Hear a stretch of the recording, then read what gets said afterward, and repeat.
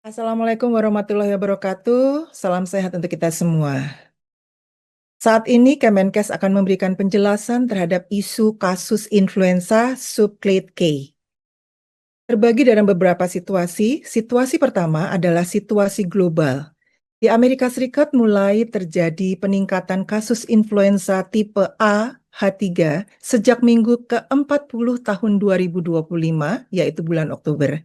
Dan peningkatan kasus influenza ini seiring dengan musim dingin yang mana juga serupa dengan tahun atau musim sebelumnya.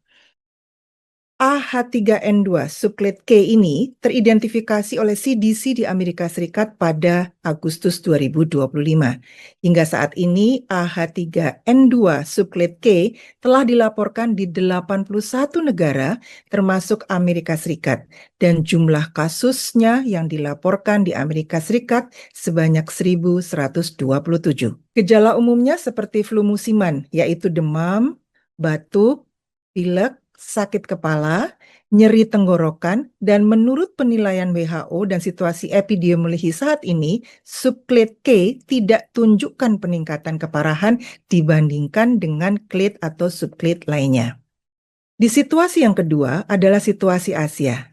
Di Asia, subclade K dilaporkan di beberapa negara seperti Cina, Korea, Jepang, Singapura, dan Thailand sejak minggu ke-30 tahun 2025, yaitu tepatnya di bulan Juli.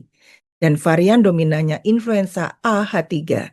Namun demikian, tren kasus influenza di negara tetangga tersebut cenderung menurun dalam 2 bulan terakhir.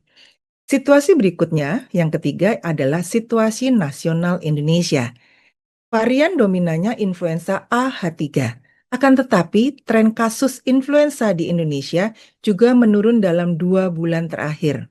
Dan setelah dilakukan WGS ini, yang selesai pada 25 Desember lalu, diketahui bahwa subclade K terdeteksi sejak Agustus 2025 dari laporan 88 sentinel Ilisari di seluruh Indonesia, yaitu di puskesmas, BKK, dan rumah sakit.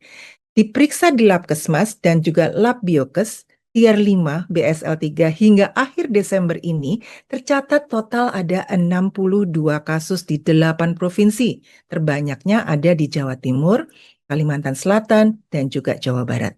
Dan terbanyak ada pada perempuan, yaitu sebanyak 64%, di usia 1-10 tahun 35%. Hasil pemeriksaan 843 spesimen positif influenza dilakukan genome sequencing pada 348 sampel dengan temuan 152, yaitu 44% tipe AH1, 172 49% tipe AH3 dengan 62 atau 36% diantaranya adalah subclade K.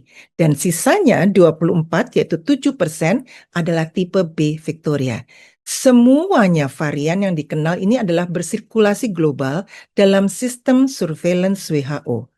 Pemerintah terus melakukan surveillance dan pelaporan serta menyiapkan kebijakan dan upaya sesuai dengan situasi terkini. Imbauan yang dapat kami berikan adalah pertama, perkuat imunisasi tubuh dengan perilaku hidup bersih dan sehat, cuci tangan, istirahat cukup, dan juga makan bergizi. Kemudian lakukan vaksinasi influenza tahunan, terutama pada kelompok rentan, yaitu lansia, ibu hamil, dan komorbid.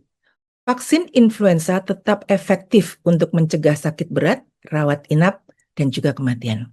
Tetap di rumah bila sakit, banyaklah istirahat, konsumsi obat antivirus untuk redakan gejala, terapkan etika batuk, dan gunakan masker. Segeralah ke Fasiankes bila gejala memburuk lebih dari 3 hari. Demam tinggi menetap, sesak napas, dan sebagainya. Mudah-mudahan ini semua bermanfaat. Terima kasih. Wassalamualaikum warahmatullahi wabarakatuh.